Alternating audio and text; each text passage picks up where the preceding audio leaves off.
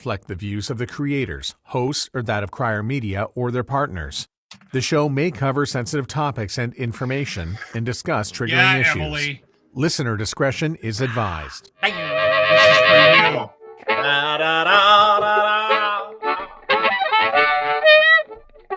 Fact check. Muse massage spa. Ooh. Hi, everybody. Welcome back. Nice to see you. Why does that intro cut off so fast? Why doesn't it keep going? Did you do that? I don't know. Was it you? No, I didn't. You have something to do with that? Did you wreck that? No, I don't think you did. Welcome to the show. My name is Dean. That is Lachlan Cross. Hey, buddy. Hey, buddy.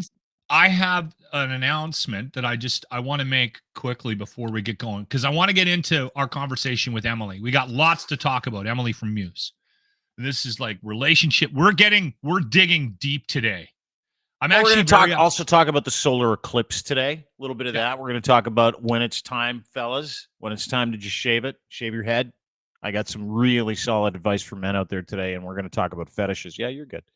Because it's Fetish Week at Muse Massage Spa, and I read about some fetishes yesterday. I need some explanation. So if you're a fetish person, kink person, today's your day.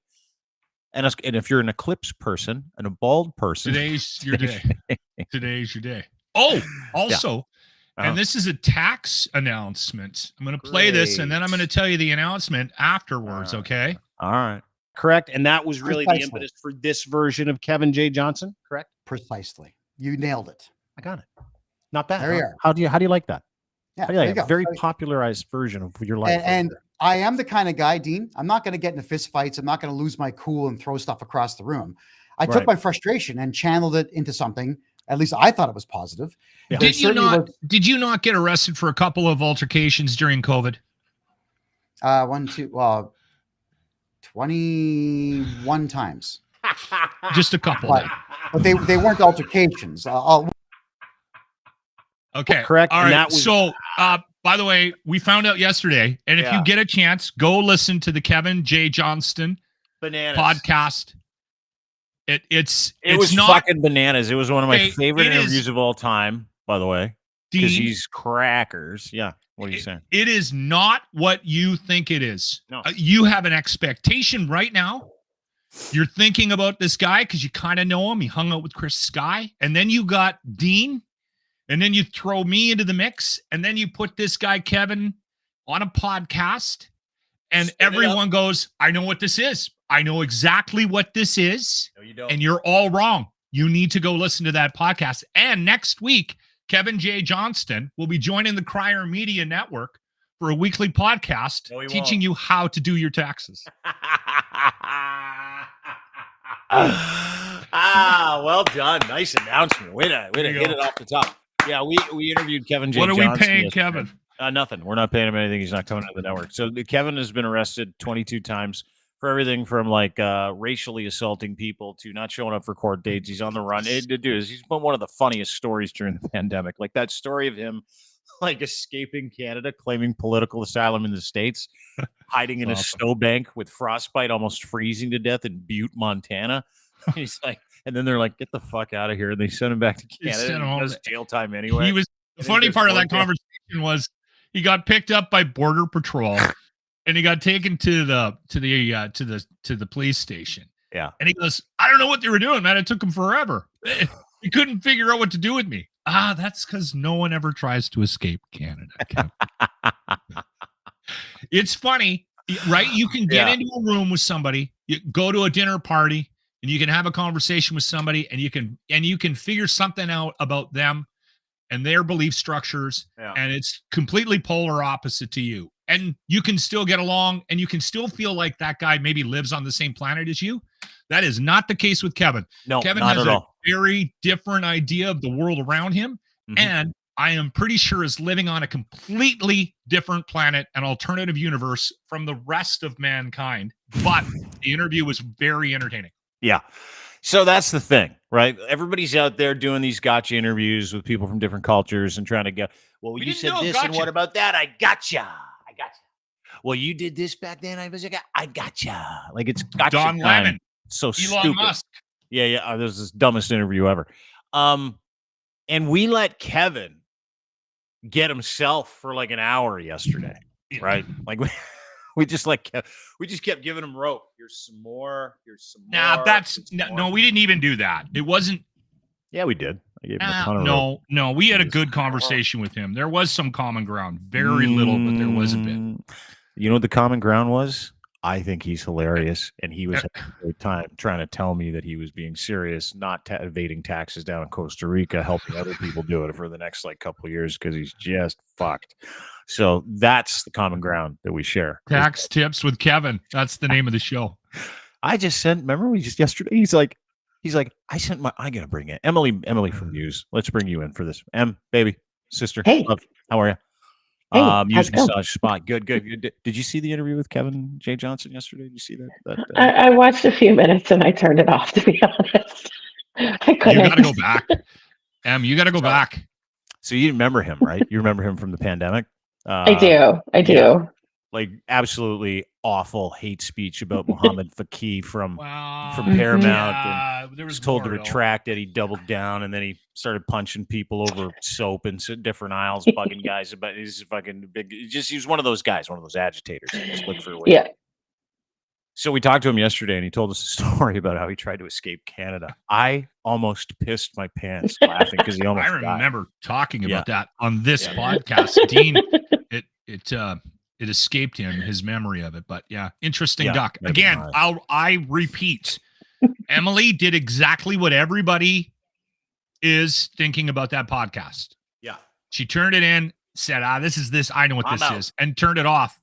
You have to watch it. It's, Okay. I want to take control here. And I know we got lots to talk about, but Dean and I have had a conversation, Emily, over the last, I'd say, couple of weeks about Dean becoming a middle-aged snack. Okay. We have t-shirts. Here, I'll show you the t-shirt. Why it says I can't help it. I'm just a middle-aged snack. Yeah, you had it up. It was good. It was nice. It's a black t-shirt. I think it comes in white. I would never wear a white t-shirt, though. Just in case someone starts spraying water around and wants to have a wet t-shirt contest with Dino. I'm not into it. Okay. All right. So go to the Dean store. You can buy that shirt for yourself or maybe somebody in your family. Make a great gift. Father's Day just around the corner. Now, I want to ask you this, Emily. Okay. It's not a yes or no question. What is it about Dean? And I'm not talking looks either. I want to dig a little bit deeper because I have a theory, and I'm wondering if you have a similar theory to me. What is it about Dean that screams big sex? Is that what you're saying? That's turned him into this middle-aged snack because he has numerous women DMing him, right? Right. all unreplied to, by the way. I'm very happy, man. And you showed your girlfriend. You showed your girlfriend, right? Totally. So we're not hiding anything here. No. But what is it about what is it about Dean? Because I got a theory, but I want to hear you, Em. I'm almost nervous what your theory is. I am too. Right? To me, I mean, you're very handsome when it turns to the physical, but you're funny. Comedy is always attractive to women. You're intelligent. You're controversial. Everybody loves a bad boy. But you're a bad boy with a good heart. And I think that makes it Is that the thing? That's the secret sauce for women is you got to be a bad boy with a bit of a big heart. Like I'm a big softie. I'll cry watching puppy videos or army vets coming home to see their kids. I'm like, I'll bawl. Oh, those ones kill me. But all those I also things have no may problem. be I got part no of problem it. taking a strip off of people too, right? Or setting the record straight. But I only go after. But is that what women are into at this age? We're roughly the same age. You're younger than me. I'm much younger than me. Just want to say that. Yeah, we're from the same school, right? Women back then just badasses. They're like, oh, I just want a badass. But it's evolved, hasn't it? Women want a badass with a sense of social responsibility, maybe some social responsibility, and isn't an asshole. We're not putting that T-shirt out. Jesus, Dean. Say that again, Em. What do you say? We like a little bit of both in the sense that you could be an asshole to everybody else, just not to us. The one you love is the one that you should be soft for. The most. Yeah. Both of you are wrong because be the bad boy, but don't be bad. is. You know. Yeah. I see how excited Dean is to agree with everything that Emily said. I mean, he's a silver fox. I've told him that already. Yeah. Okay. All right. I'm not disputing that. Hang on. Let's just check me out for a second. Let's. Look at this. Okay. No, when I first told him, I took a screenshot and sent it to him of himself, and I was like, "Look at the silver fox right now." Yeah. I get a lot of nice messages from him. I'm like, "Oh, you saucy lady, you." Look at you. Emily, you knew Fat Dean, right? Like you knew Bigger Dean, Big Fat Sweaty Dean, Big Fat Radio. I never thought you were fat and sweaty. Oh, I was. You were just dad bod, Dean. Oh, it was Dad- like dad bod. When you're hot 300 pounds plus, you're not dad bod. That ship sailed. Okay, hold Dad on. bod Dean. Listen, I would've found it cozy. I thought it was the weight loss. That's why you I thought guys I was really don't want me to talk about my theory here. Emily, you're wrong. The look I got in Loblaws yesterday I'm getting my theory a out. really cute 72-year-old lady, by the way. Listen, big dick energy comes across no matter what the circumstances are. It could be 72 in the grocery store. Exactly. Okay. That's Hang on. Dick energy. Hang on. What? Let me hear this. My theory. I'm telling you my theory. It's happening. All right. Emily, there's nothing wrong with what you said, and I agree with it all. Okay. But I think there's something else, and this is something that I've learned about Dean. Right? Let's just say I fly to Ontario and I hit the airport. I got a mic in hand, and I'm going to do some streeters. I'm going to do some interviews. I'm going to find out if anybody still remembers who Dean Blundell is. And we go around. I go around and I find a couple of people that remember Dean Blundell from the Edge days, and I ask them, "Give me an opinion of Dean Blundell. What do you think he's like?" No one is going to say what I've learned about Dean in the last couple of years, and this is where I think the middle-aged snack thing has come into play. I think the world can be broken into two categories of people. Okay, you got pleasers and you got people that take care of themselves, and then there's just this amazing spectrum in the middle. I had to teach myself to care about other people because I'm over here. I'm a take care of yourself kind of guy. And over the years, being self-aware, I have figured out that you can't just fucking plow through life just thinking about yourself and disregarding everybody else's opinions. But I was very good at it. And something happened, some childhood trauma, whatever the fuck it was, that set me up like that. And I before knowing Dean as well as I would have said, he's in this camp with me. I'm way better now. Like I go out of my way to try to make sure people are happy, but it was something I had to teach myself. Okay. Dean, no one would put him in this pleaser camp. He is a pleaser. He really does care about other people and what other people think. Ding, ding, and ding. And I think when you're a pleaser, I don't think it's anything to do with silver fox. I don't think it's anything to do with big dick energy. When you're a pleaser, both male and female, you attempt to try to get people to like you and enjoy and enjoy being around you. That's Dean, and I think that's why, because he's really comfortable with himself. He's not struggling with his alcoholism. He's in a good place. He's gotten back to that true sense of who he was. When he was on the air, he didn't play that fucking guy. He played this, I'm the fucking best guy in the world. I'm the best jock in the world. You guys all need to follow me. Get on the horse. But in actual fact, he wasn't that guy. So now he's being true to himself, and it is very appealing to the opposite sex. That's my fucking theory. Nailed it. We can move on.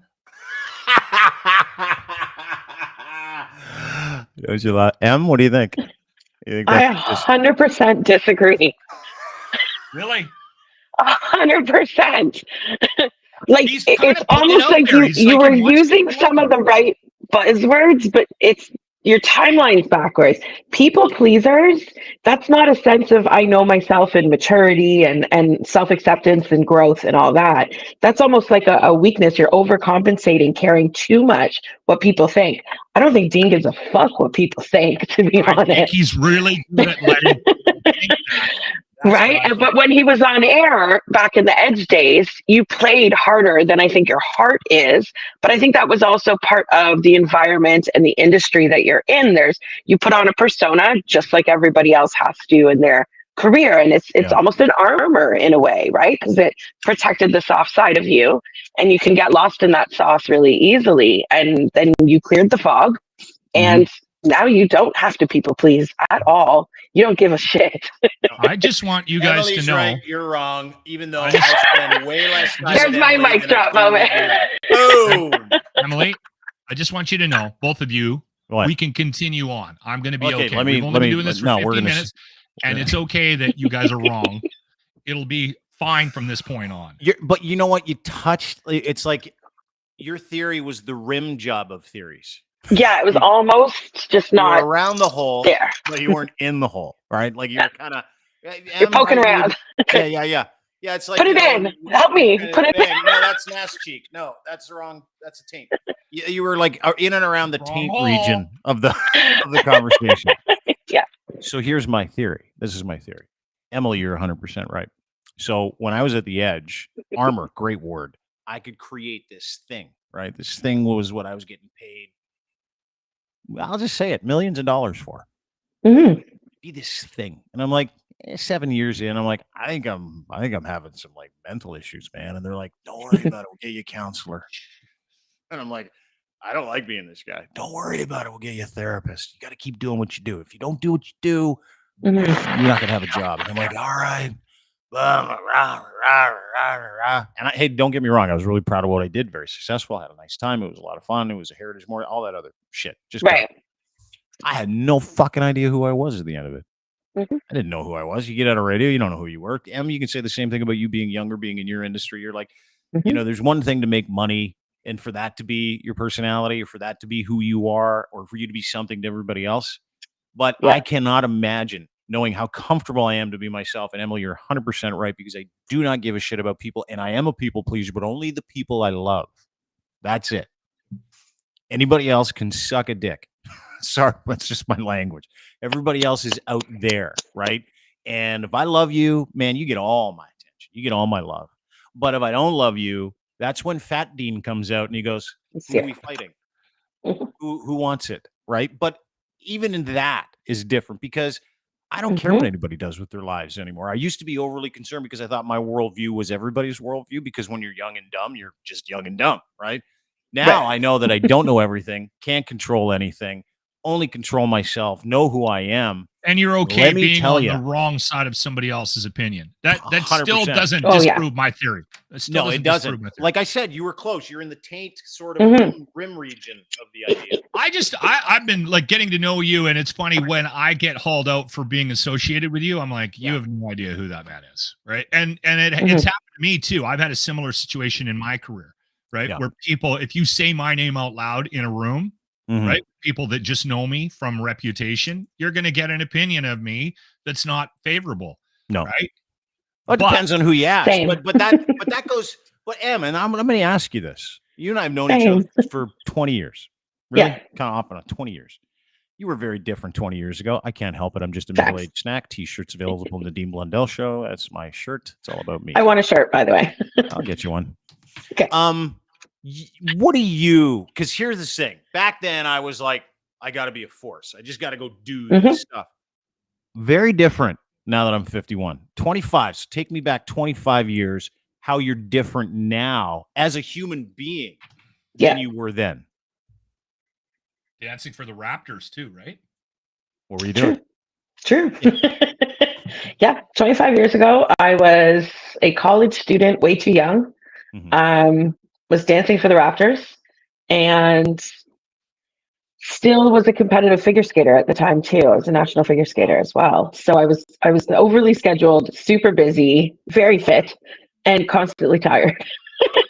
Always tired. But I was a softie. I was a small town girl. I had no street smarts whatsoever. I was the book smart girl, kind of lost in the big city all of a sudden. I mean, just simple things like going downtown just to a game was like, I grew up in Thornhill when Thornhill was farmland. So it was very, very different. I was a softie. I was a pushover. I was overly concerned about what people think, did way too much for loved ones, cried at the drop of a hat. I was just very soft. Yeah. But that, you go through. Yeah, I know. She's such a sweetheart. And one of my favorite people in the world too. So bright. But you like everybody else, right? You don't know yourself at like 23 to even 35 or 40. And everybody 40 and on gets so good. I don't know if you know yourself at 50. Well, it's Gets always better. a work in progress. But my point is this: is that what I thought back then was that everybody had to be subject to me, right? Now what I know, which is different, is I get to enjoy my life experience with other people, as opposed to I'm going to force myself into this situation. I'm going to be something to these people. I have this because you don't know yourself. You don't know who you are. And I say this all the time. If I could go back and slap Fat Dean across the face at like 28, I miss it's like, hey, dude, here's what you need to know. Here's what you need to know. You need to know how to respond to people properly. You need to learn how to deal with whatever trauma you had in your life. And you need to accept people for who they are.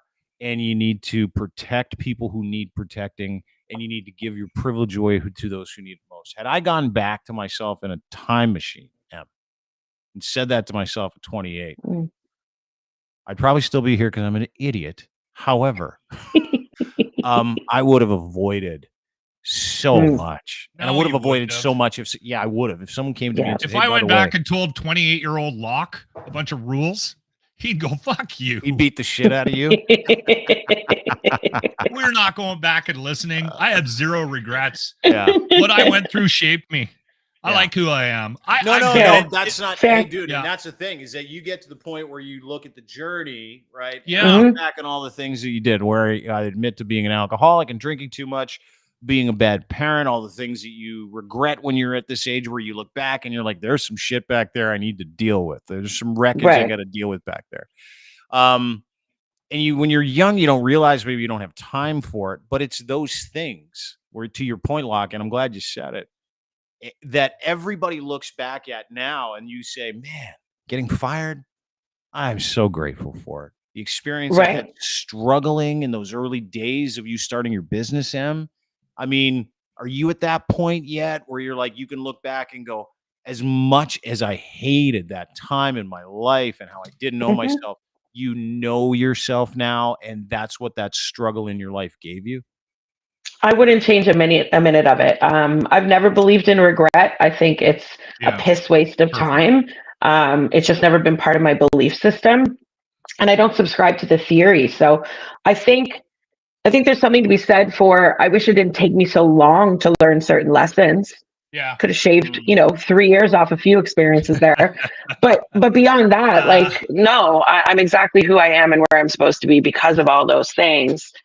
It's strange when you get older and you get to kind of reflect on that stuff, but it's ironic. I feel like humans don't pass that genetically on. Like, we don't learn our lessons to a way that we evolve like permanently. It becomes these sayings we have, like, youth is wasted on the young, or if I knew then what I know now, like just generation after generation after generation after, we just keep saying that shit. Why don't we just teach it? Like, I have this theory that a turtle is born and knows where to go to the ocean, right? It doesn't need someone to tell it.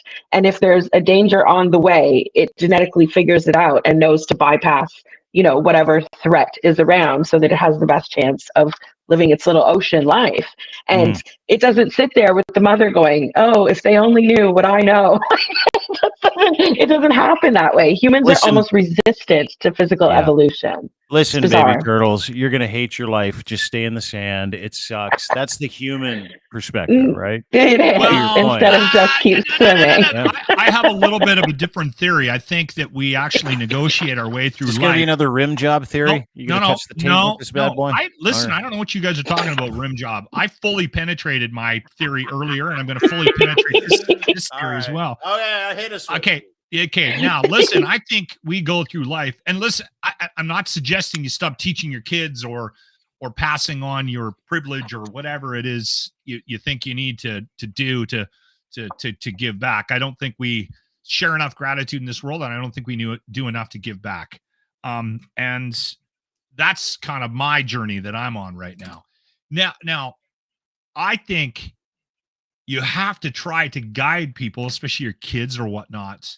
But they also, and I said this countless times, and it also, saved us a lot of time because I didn't really want to do the heavy lifting on the parenting side. But the kids are going to fucking learn on their own. You just got to give them the best sort of guide, like this way, right? And you know what? Like I never said to my daughters, you can't drink tonight, you can't do this. You know, the only real hard rules we had, because in Alberta, there's too many people that think they're fucking chemists. So you're at a party and some guy hands you a pill that he made in his garage in Red Deer, right? Because he fucking took 1 year of chemistry. Garage oxy, DIY garage oxy. That happens a lot. Stay away from any fucking chemicals. Go drink. Go make your mistakes. Right? Do all that. You're gonna. I think we need to learn these things on our own. This is the fucking point. Stupid. That's what we got to plow through life. And Emily, you could give me all the advice in the world. I'm probably gonna make the same mistake, right? Well, right, but that's what I find ironic, right? Like, if we could make certain struggles easier on the next generation, wouldn't we not want to? And most evolutionary survival skills are based around the path of least resistance, the least danger, right? Would you not want that for your kids or your third generation down? And we don't pass on those struggles. And what we learn, we instead just pass on the limericks and the old wives' tales that go with it. I think it's how strange. when you get older, though, those limericks and old wives' tales, to your point, like you look, life is a cliche when you get older. Like easy does it. They all make sense. All you need is patience, right? Or like those little things. Yeah, I know you hate that one too. I do too. I don't like anybody telling me that I got to be what? I got to be patient. How dare you tell me what to fucking do? We got to be on time. Yeah. We're all similar that way. Yeah. Well, that's why we're self-employed. We can't work for other people. Be here at 9. How about go fuck yourself? How about you're fired? But you know, how about agree to a time and then not show up at that time because you didn't think it was actually gonna, but you didn't want to say anything because you didn't want to. All right, enough. I know. That to me all the time. Well, I know because I know I can. So just relax. The trauma dump from this morning. Yeah, that's what it was. So, but the thing is that in our lives, in your life, right? In my life, we're taught. I knew we'd get to my real trauma. Thank you guys. I feel way better. This has been very helpful. You guys should charge for this. Well, we should. We're thinking about it.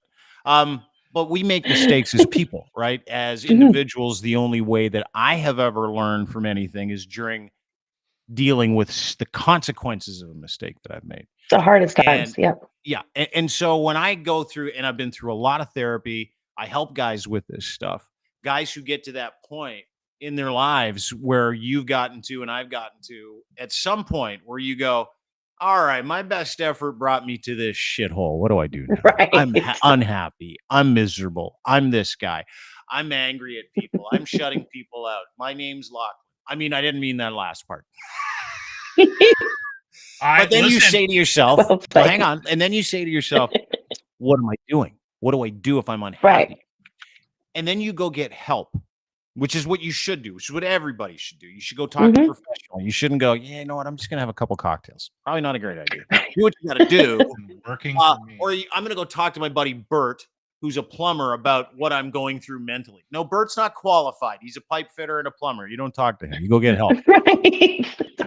But the biggest thing that I've realized, and this is the difference, it's the perception of my life. It's not my life itself, right?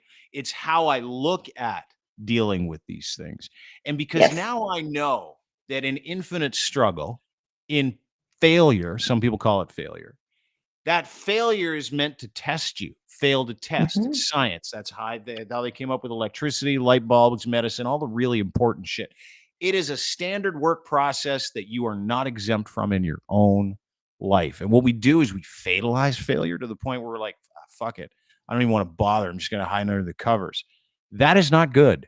And that is what happens until you change your perspective of what failure in your life really means and how important that failure is to you becoming the fucking rock star that you want to be.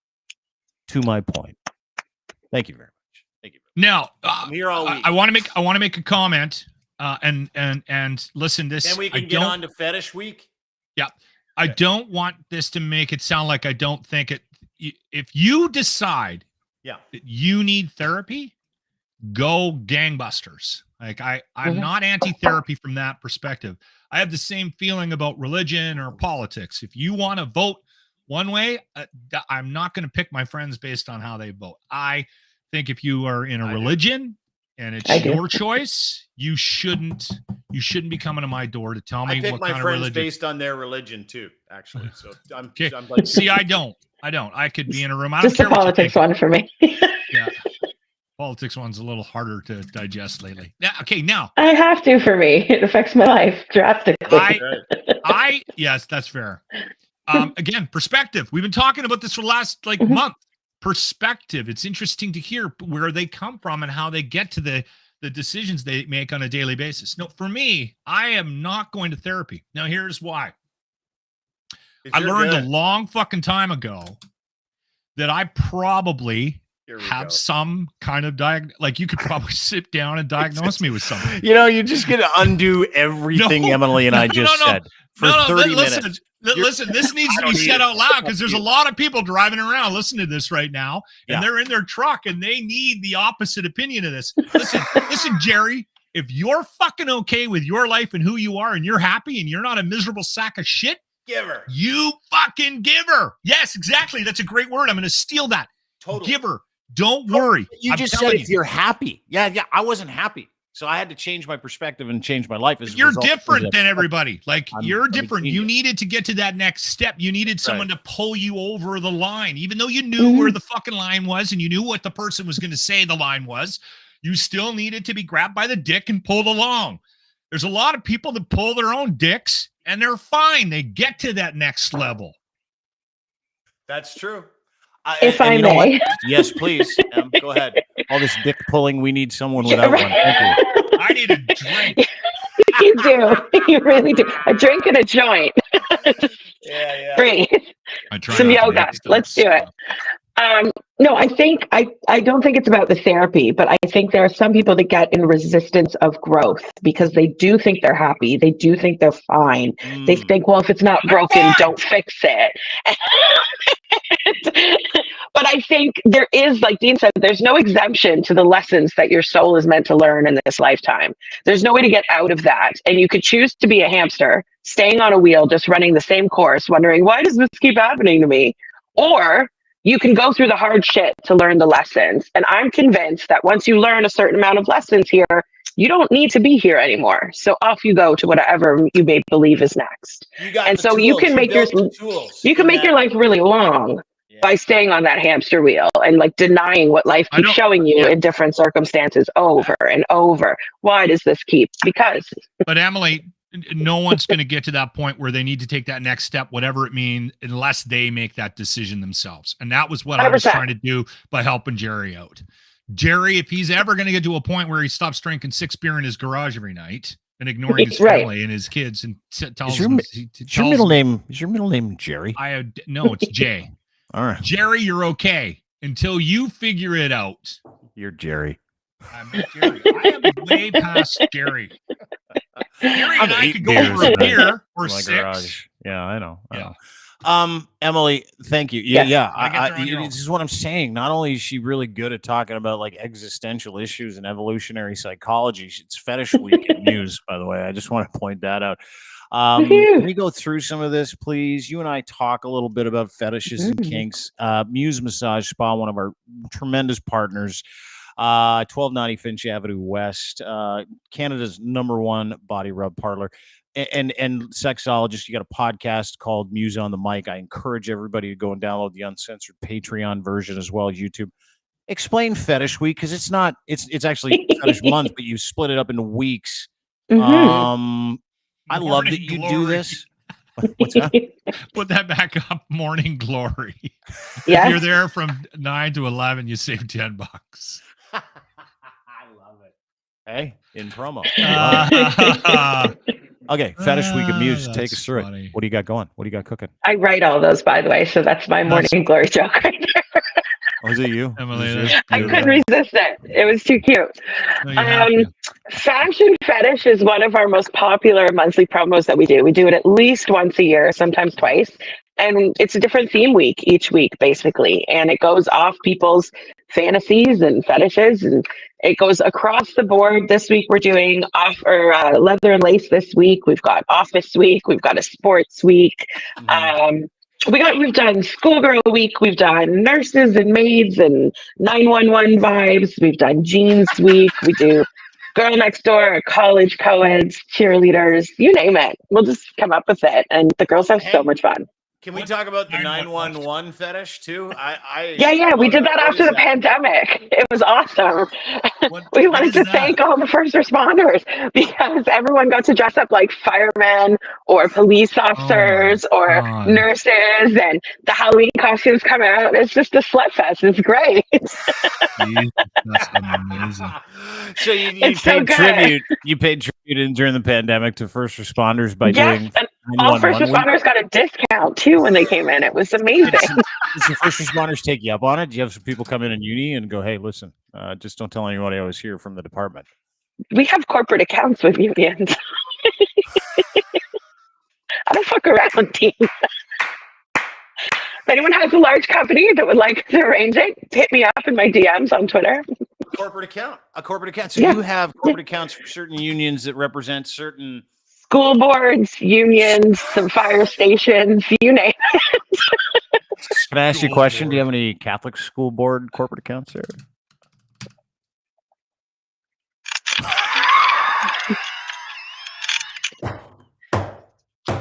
Do.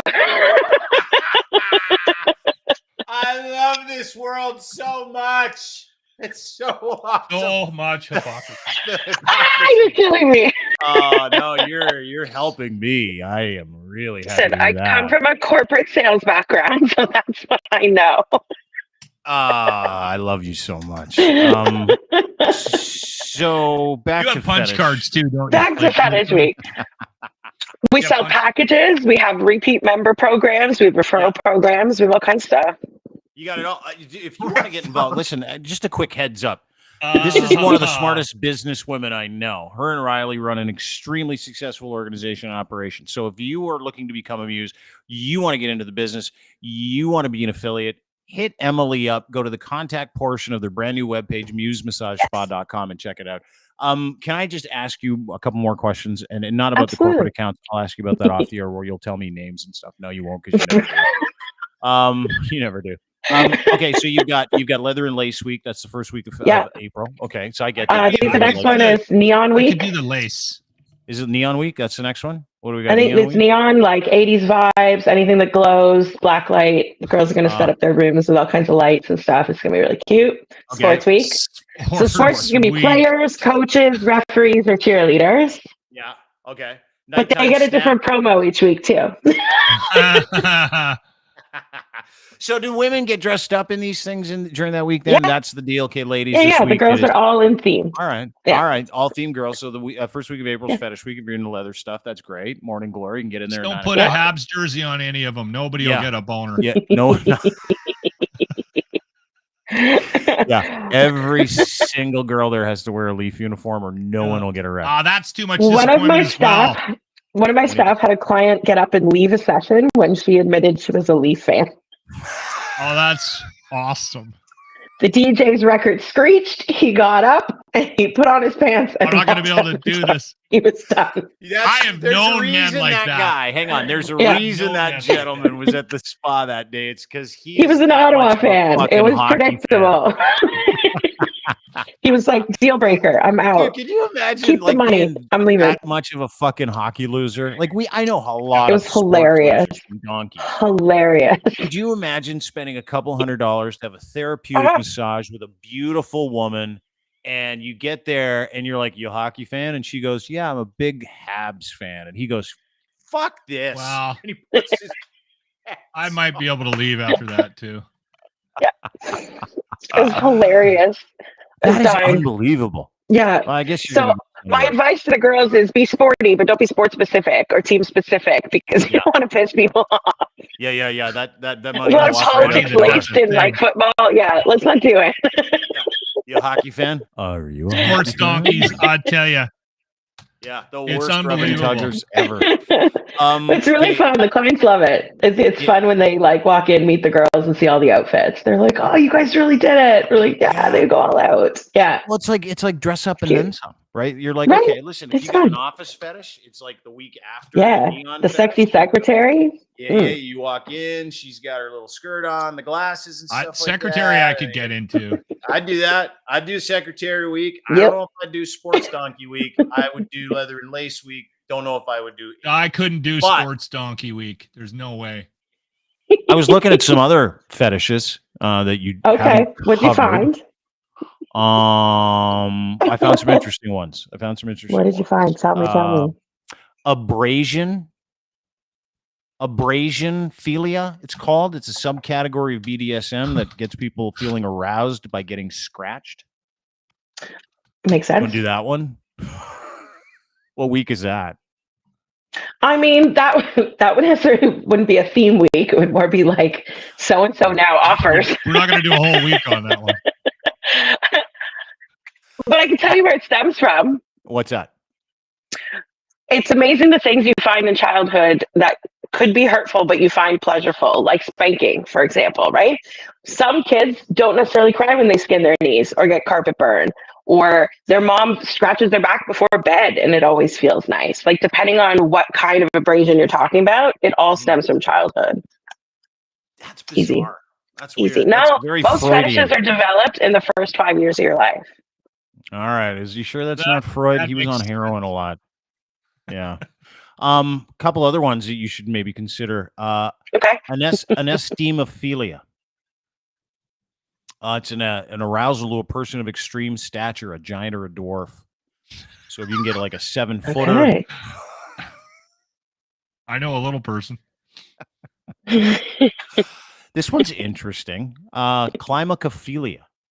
It's an arousal to watching people fall down the stairs. That's hilarious. It's That a is real one. hilarious. That's I a didn't real know. one.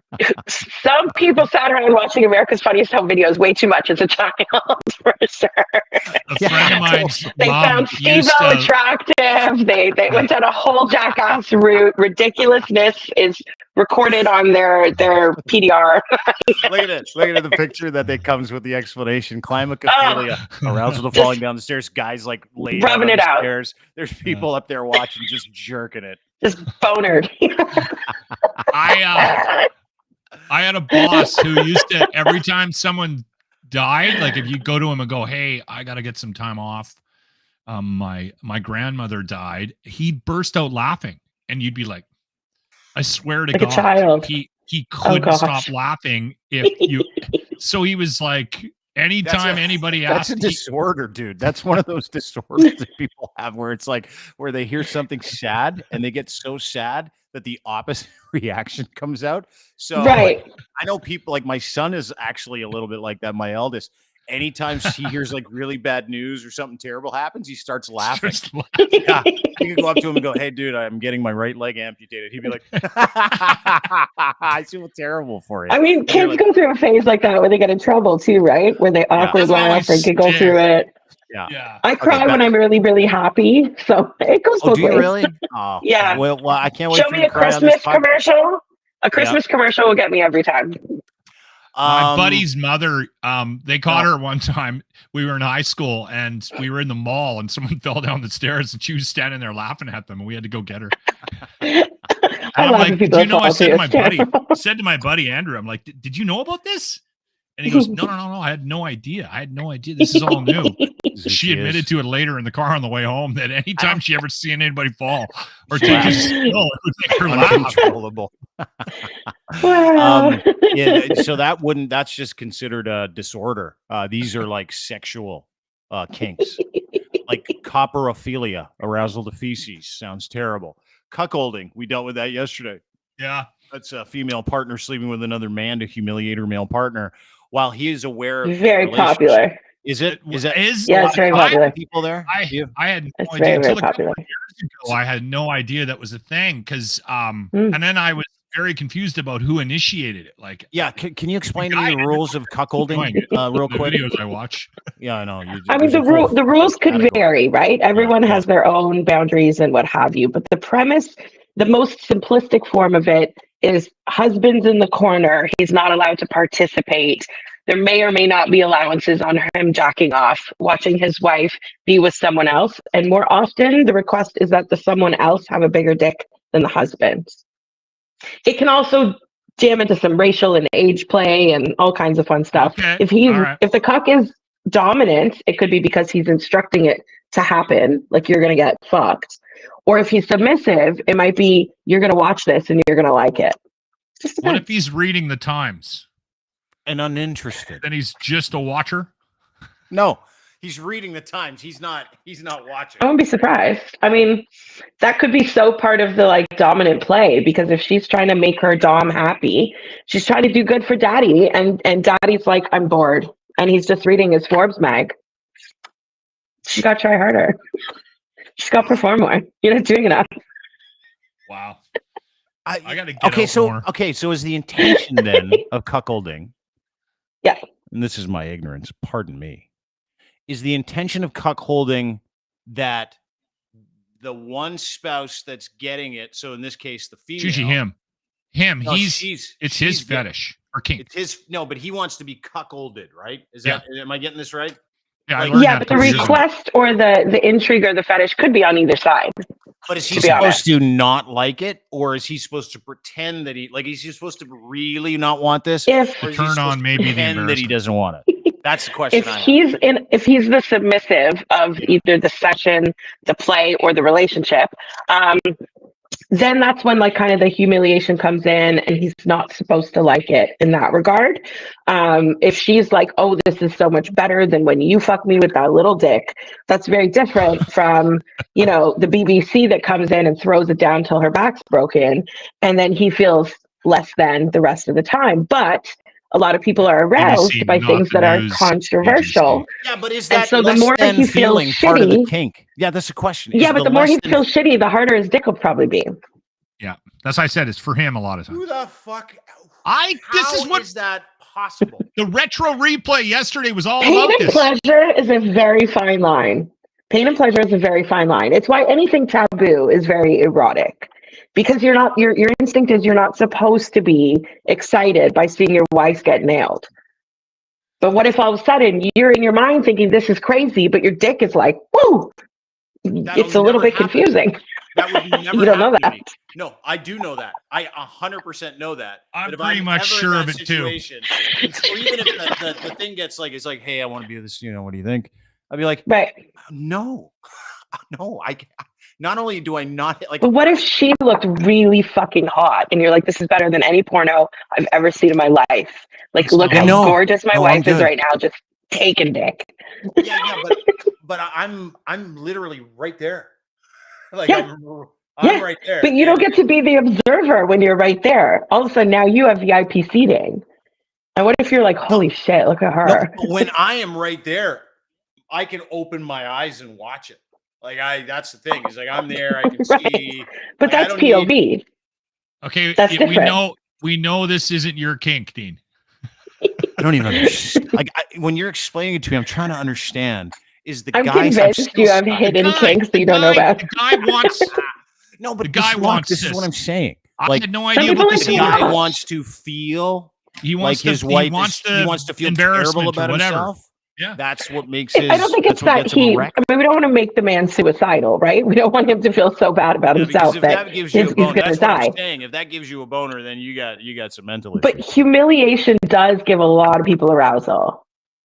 It could be the same as being told you're a bad boy or you're a dirty slut. Like originally, we're not supposed to call people those kinds of things, right? But if you're a pervert, when you're fucking me a certain way and we're just playing that game that day, it can be super arousing. I mean, it's not really kosher to call people daddy either, but people find it hot, including me. So, call someone a bad little girl. It doesn't mean it literally. You think? But that's the play. Do you think after cuckolding week you could do gerontophilia week? The cuckolding, we do we could be cuckolding tough to- sessions.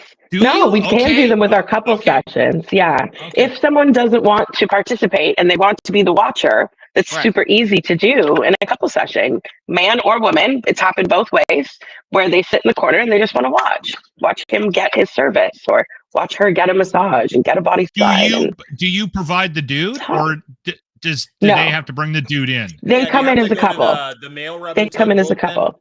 Bring in the lefty from the bullpen. We don't have one. No, Hey, they come in as a couple. Get in here. Here's an interesting question. Hey, Juan. Yeah. Here's an interesting question. Are there Want to make a males? quick $100? And I'm only asking you this because it's like, okay, we just introduced a guy to the equation here. Are there male rub and tug strip joints? There are in general, not straight ones. There's gay ones. Oh, bathhouses. There's gay and queer massage. Well, and massage parlors as well. Not licensed body rub, but they operate either holistic or unlicensed. Same setup, massage tables, massage and a hand job that usually leads to a lot more. For the straights, there's no for like women to get men to massage them. No. Yeah. It's funny because guys often, when I talk to like a stranger and they ask what I do and I bring it up and they're like, "Oh, I've always wanted to open one of those for women," and I'm like, "It doesn't work that way." Sorry. Because they envision it like they would want it to be, which is the client's experience, right? It's not going to be a bunch of hot broads showering you with money, being like, "Please lick my pussy and let me go home afterwards." It's not going to happen that way. I was listening to a podcast. I can't even remember what it was. Hang on, is it sort of like? Is it sort of like the people that go topless province shouldn't? The same way that if you open up an all male rub-in, it's like logging into People of Walmart. People's Walmart. Okay, I remember listening to this podcast. People out there. And this story was quite funny. This husband was talking about his wife, and she came home after a massage therapy and went, "You're not going to believe what happened."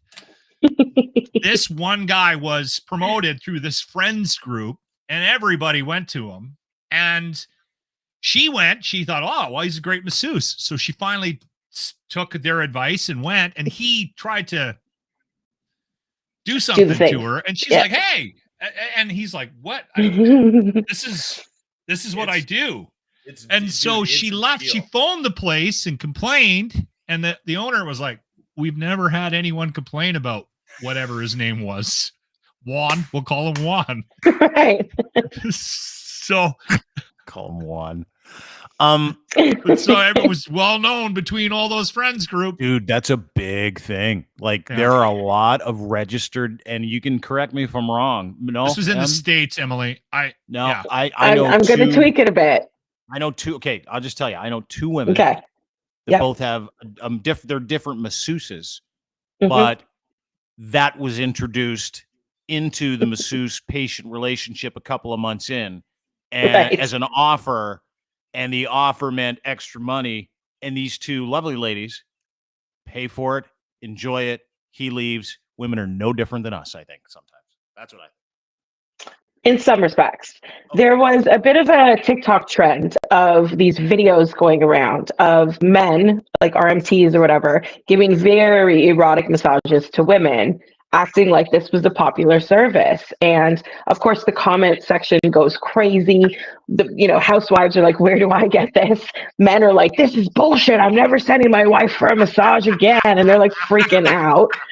And then lo and behold, it came out that two of the most popular accounts, it was all an act. It was paid, like friends were paid to be in these little videos. And it was just like a ruse. It was just a thing to get views and make money off of TikTok. But a lot of men thought, "Oh, great, I can do this," and have started a business. Some of them struggle to get clients. Some of them don't. I guess it depends on what they look like and what their skills are. But for most RMTs, like registered massage therapists, it's a risk to their license and therefore their career if they offer sexual services. Now, if they're not registered, sure, then they're no different than any other massage parlor, massage girl, independent worker out there. The irony is that for hot women, if you're good looking and you're gorgeous, instead of paying a man $300 to do exactly that, you could make $300 and do exactly that. So why wouldn't you just work in one? It makes no sense. Interesting. You've life hacked this. You've turned these women's dirty little massage secrets into a golden opportunity to pad their revenue. I'm the asshole that goes in the comment section, and I'm like, meanwhile, my staff get paid $360 for this service. My DMs blow up. 360 I mean, for like an hour. It depends on the service. Are you sure you don't need a guy? 51 Arctic blonde, 360 an hour. Middle-aged Silver Fox. That's Comes what you with his can own call. merch. You could call the service. No, but I'm serious. Like middle-aged snack. Emma rub downs. I've done Dean, and I just got this stupid T-shirt. You do one of these? I just got a rubby from Dino. By the way, is the Dean deal still available at Muse? Yes, absolutely, absolutely. All right. All you have again? to do is get into her DMs. That's all you got to do. Her DM us on any platform. Yeah. Tell us you heard us on the Dean Blundell show, and it's $50 off any 45-minute session. And discreet.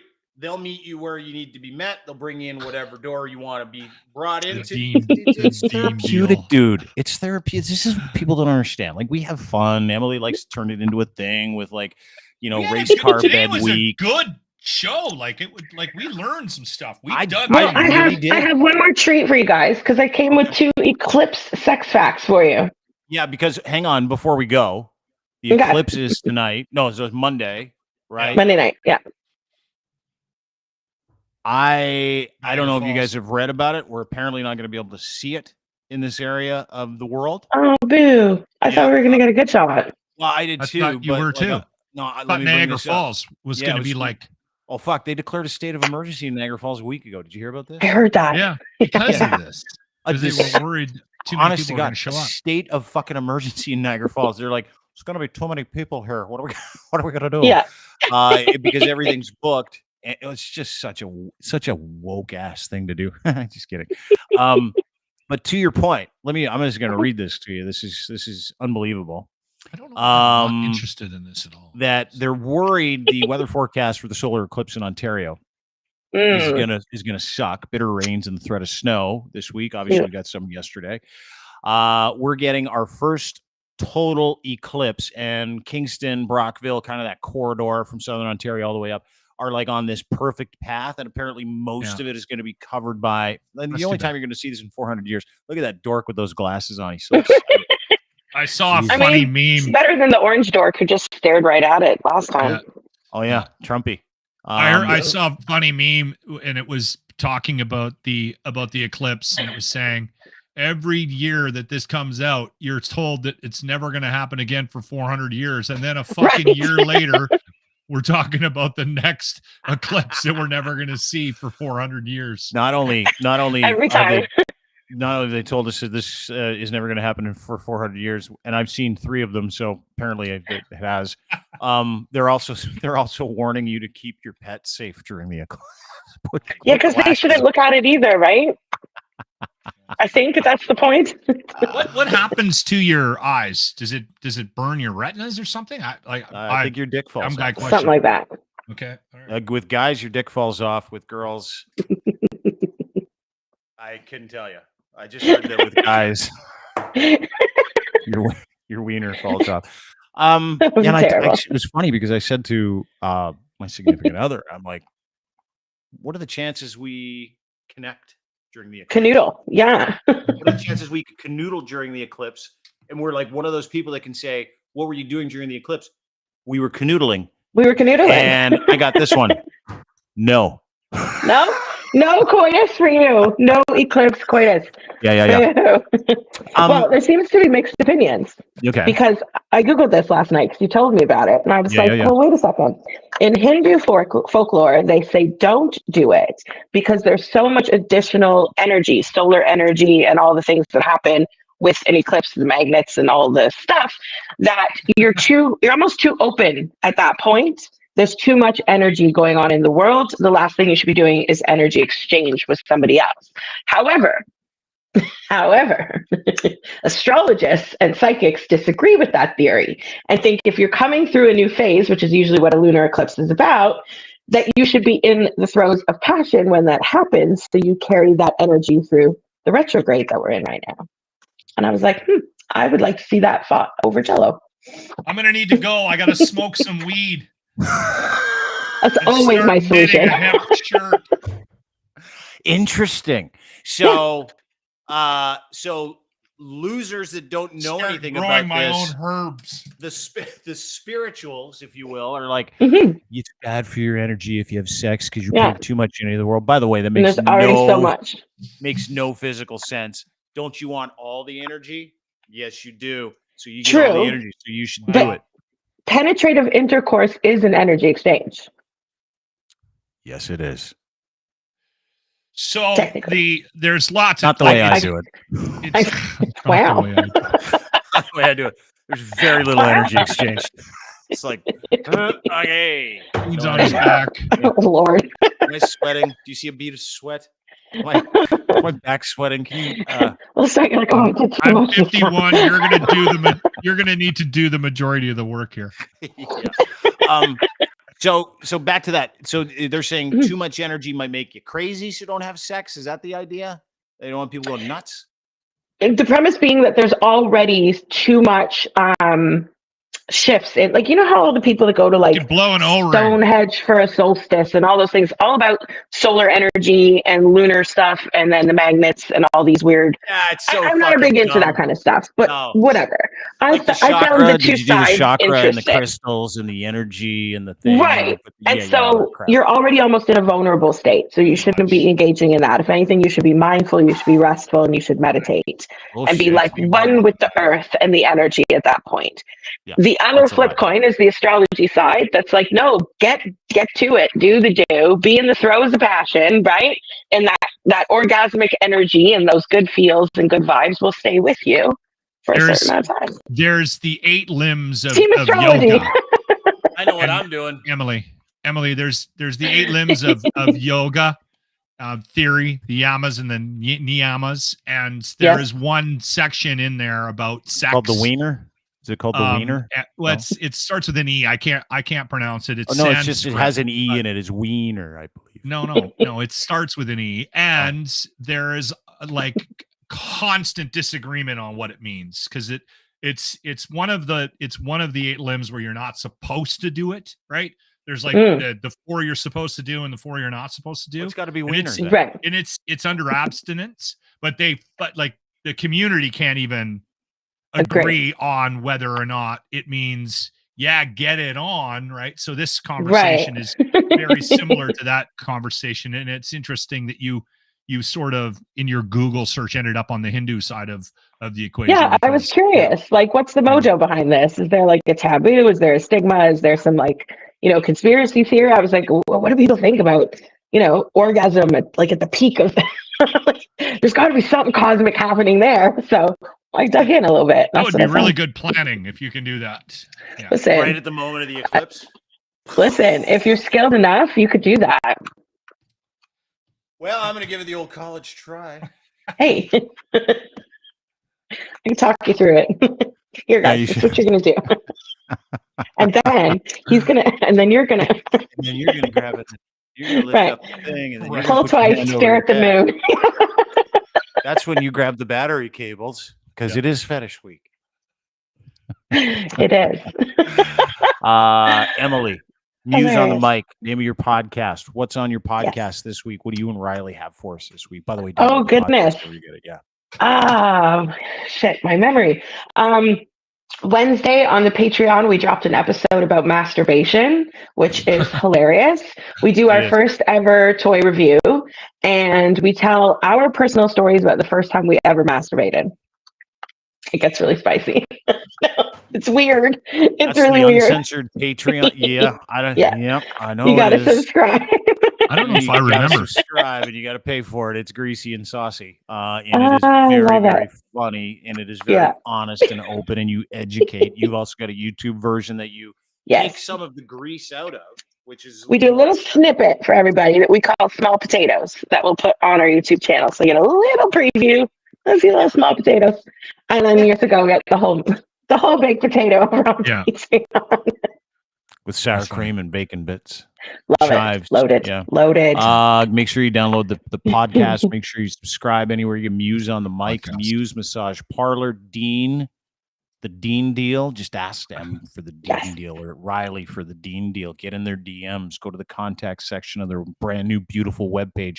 Check out the muses. Check out the schedule. Check out the weeks. But more importantly, download and subscribe. Make sure you take advantage. These girls are awesome human beings on top of being educators and advocates. Great communicators, very entertaining. Always great to have you, my love. Always a pleasure, gentlemen. Thank you. Good to see you, Em.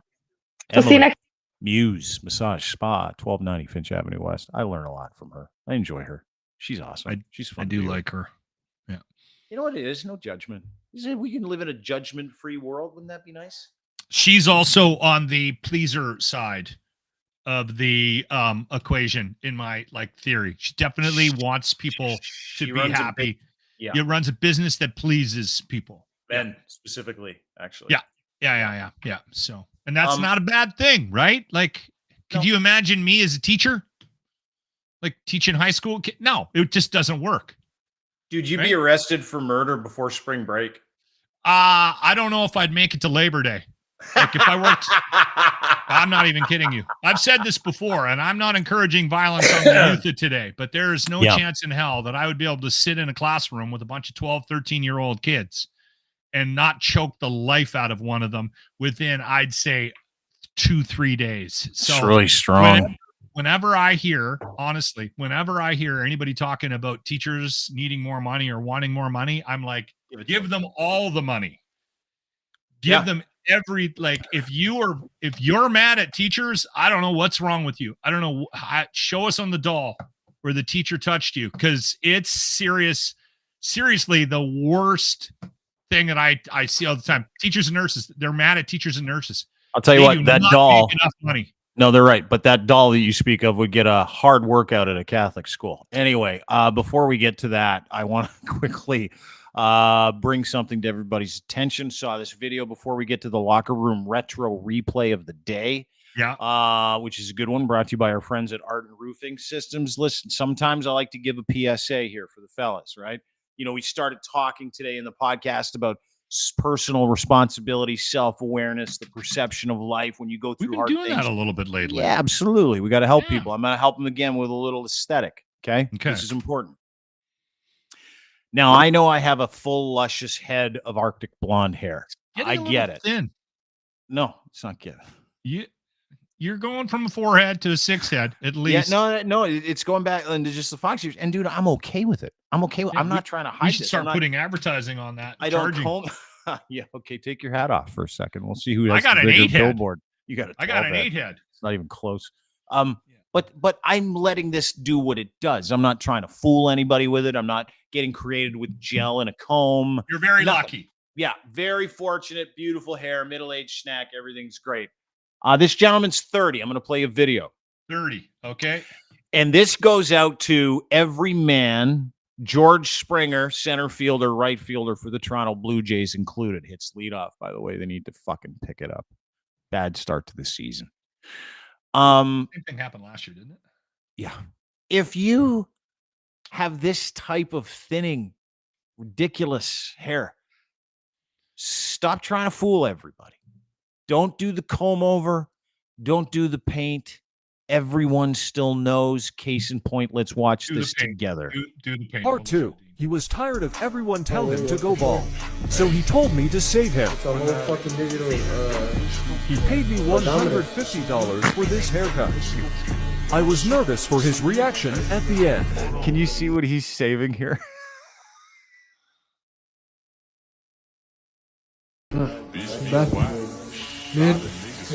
Here comes the airbrush. The old airbrush hair on the scalp. Got to make a border. And you got to somehow cut whatever's going on back there. And you got to try to make it look like it's blended in.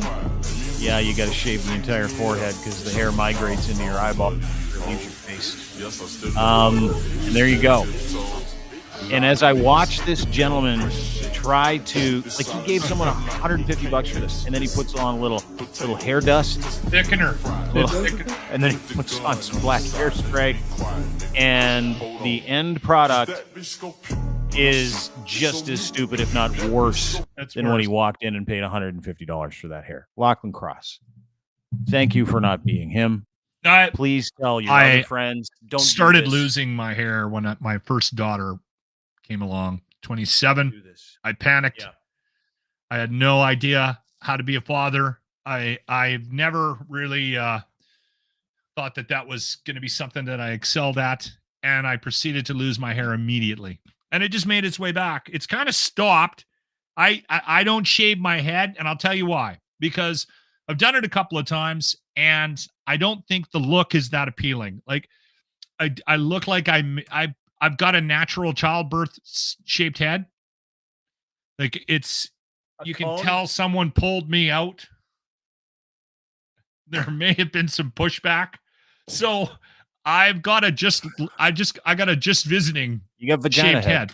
Yeah.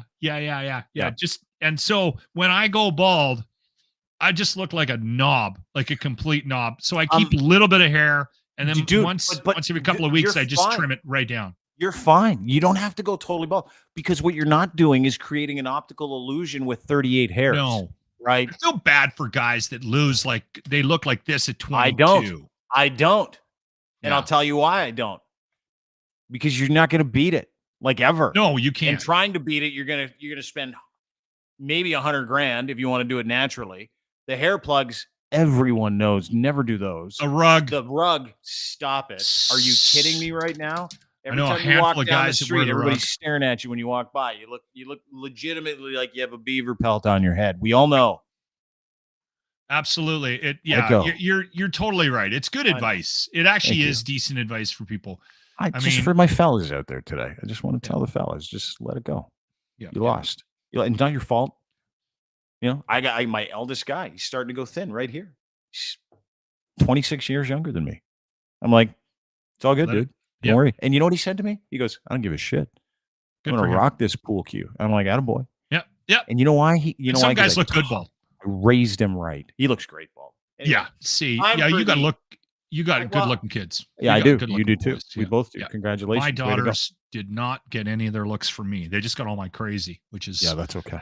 That's a whole nother conversation. We'll bring Em back for that. Yeah, try and unpack some things. Speaking of which, let's unpack today's Locker Room Retro Replay of the Day, brought to you by Ardent Roofing Systems. Lachlan Cross, what do we have today? We used to do this thing, and this is one of the first times we ever did it. We used to slow Jimmy down. And I tried it on my voice. I tried it on Grant's voice. I tried it on Phil. We met Phil last week. Mm-hmm. I tried it on George. It never really worked, but for whatever reason, it's Jimmy's delivery or his tone or this, it just works so well. So this is one of the first times, I think it might've been the first or second time that we slowed Jimmy down. Here it is. The Locker Room Retro Replay. For those of you who do not know, James P. White, our little buddy on the show, didn't have a traditional path in radio. In order to give him a little bit of time on his own so he can gain some confidence as a broadcaster, Boss was nice enough. We kind of berated him into it as well. You kind of forced him into this. Yeah. We gave him a show on Saturday and Sunday nights, midnight to 2 a.m. So he does a voice track. Mm-hmm. He doesn't come in at midnight on Saturday nights. He's not here live, no. No. Monday or Tuesday when we come back, we take a cut from his weekend performance, and then we do a quick little air check. And we just give it a listen. Yeah. I did get some Snapchats of people listening to the James P. White Experience on the weekend, by the way. Yeah. Why? What is wrong with you people? It's a great show. People get drunk and then make terrible choices, right? That's a good point. No good decisions are made after midnight. So this is a clip from your Saturday show? Yes. Okay, and you're talking about your love of chess. This is Not Ready for Primetime with James P. White. Today is National Chess Day. When I was a kid, I used to play checkers with my dad, and then he taught me how to play chess. You really sound drunk. I really love playing the game. You should play it at normal speed instead of slowing it down. We didn't touch this. A chess master, but I do enjoy the game. And don't forget, coming up at noon today, from noon till 6, that's exciting we have stuff. full Doing a little station volume maintenance with here. Derek Allen. You definitely don't want to miss that. I always leave the pauses in too. All right. Nice work, Jimmy. Honestly, we would hear we would get guys, they'd be driving in and they'd hear something that we did on the show and something Jimmy said, and they'd go, "You got to slow that down." And we would literally, I'd go into the logger and I'd rip it out and I'd slow it down and play it back. And we did that 100 times, and Jimmy hated it every time. No shit. And I tried to do Grant and I, even when I thought that we kind of messed up something, I tried, but it sounded. You didn't sound as disabled as he did when you did it to him? It became a thing on the show. Yeah. Can't imagine how he's doing now after that. Does he need counseling? Did you get him some counseling after you did that to him? No? Give me some time to talk about that if you don't. All right.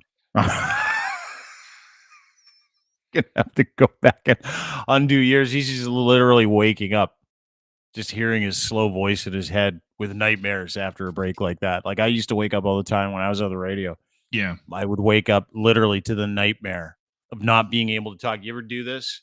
You'd in a dream, you'd have a nightmare that you would talk and nothing would come out of your mouth. And then the other dream I would have all the time when I was on the radio, because it was just like chaos and stress and anxiety all the time in that business. It never ends.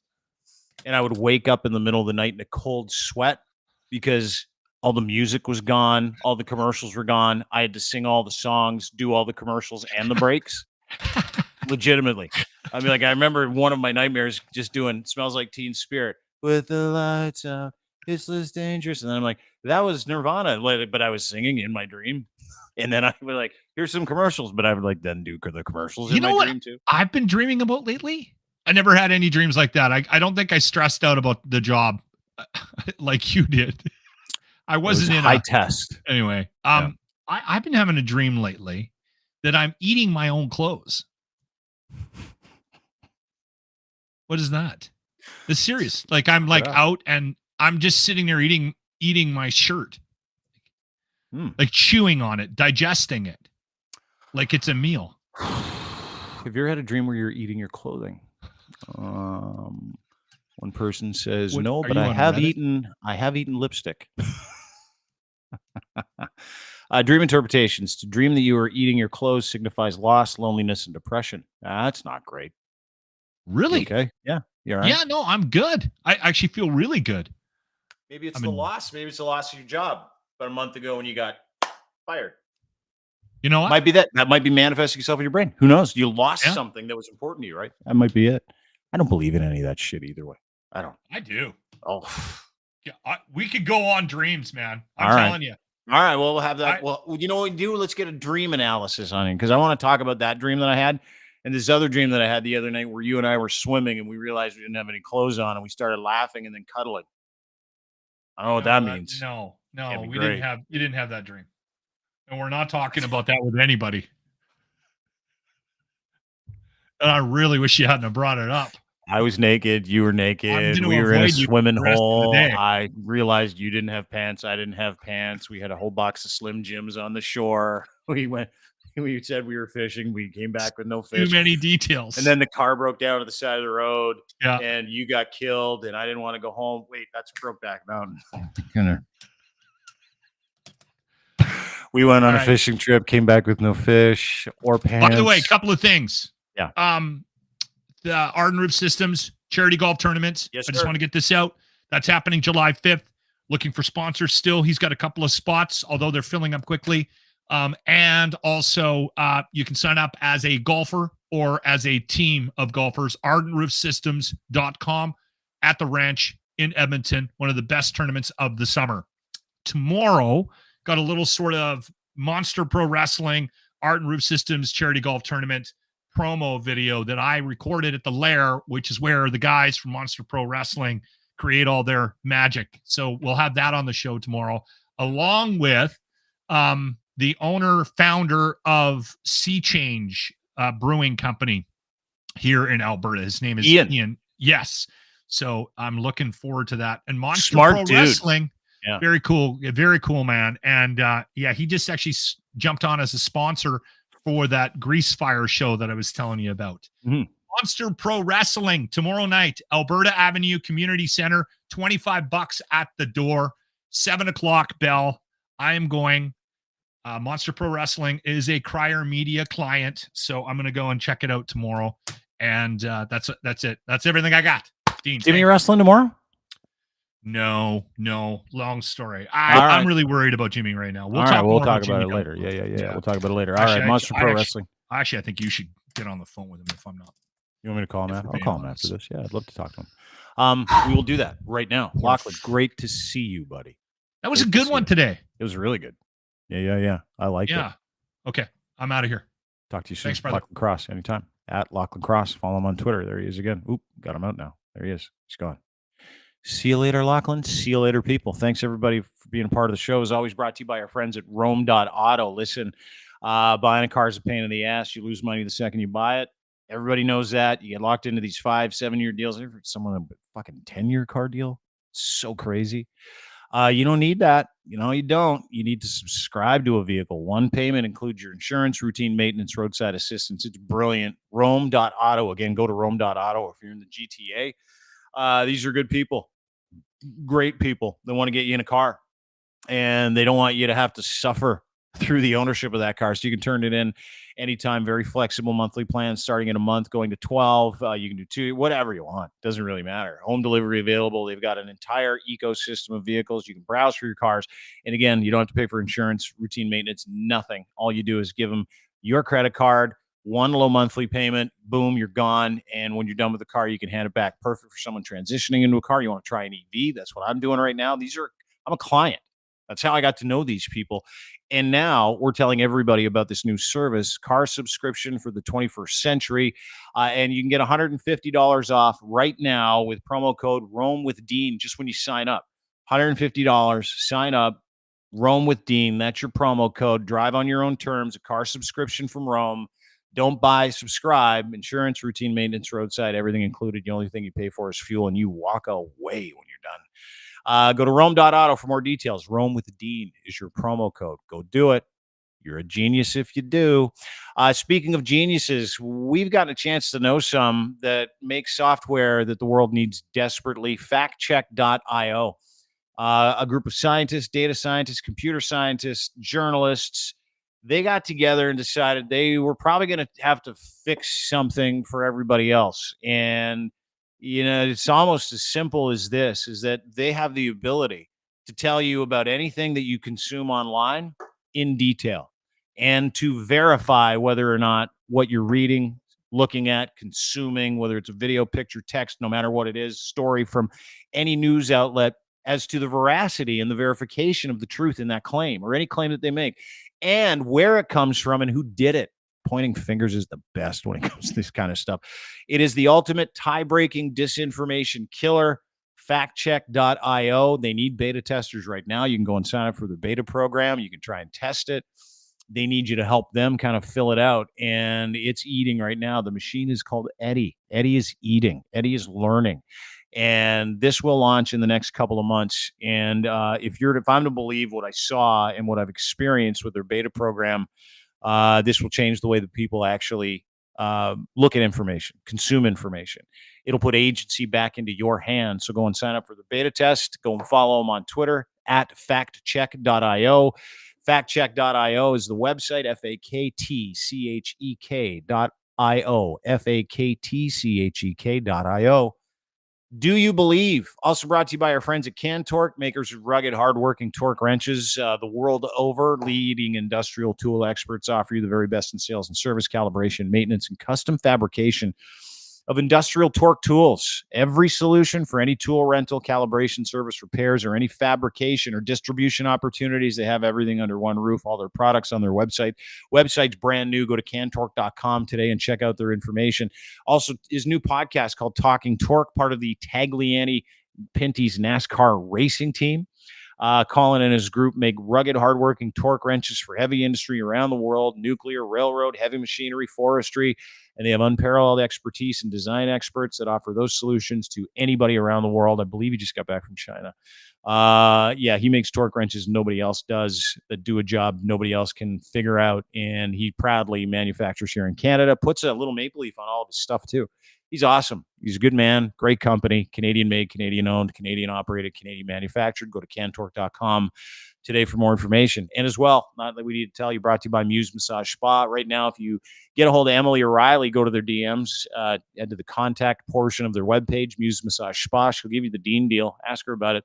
And it's Fetish Week all week this week and the entire month. So check them out at MUSE Massage Spa. Also, on top of that, download their podcast. Muse on the Mic is the name of the podcast. You can get it on Patreon. You can get it on YouTube, and you can also download it anywhere you get your fine podcasts. The Patreon one's cool, though, totally uncensored. And you can follow them on social media, Muse Massage Spa. And as if we're not done there, you can go and visit them, 1290 Finch Avenue West. Have a great day, everybody. Appreciate you being here. Don't forget, everything you do is on YouTube. Go to crier.co for more details. YouTube has Crier Media and the Dean Blundell Show. Check those out. Rate, subscribe there. Same thing with the Apple, iTunes, Google, Spotify audio versions of this podcast. We always appreciate your help and appreciate you spending time with us. We will see you tomorrow. And we got a big day tomorrow, too. Lockton said. Yeah, we do. Got a couple of guests. We got a big announcement tomorrow. So rate, subscribe. Make sure you join us. Subscribe anywhere you get our podcast, Dean Blundell Show, Crier Media. Thanks for following. Thanks for hanging out with us. We will see you tomorrow.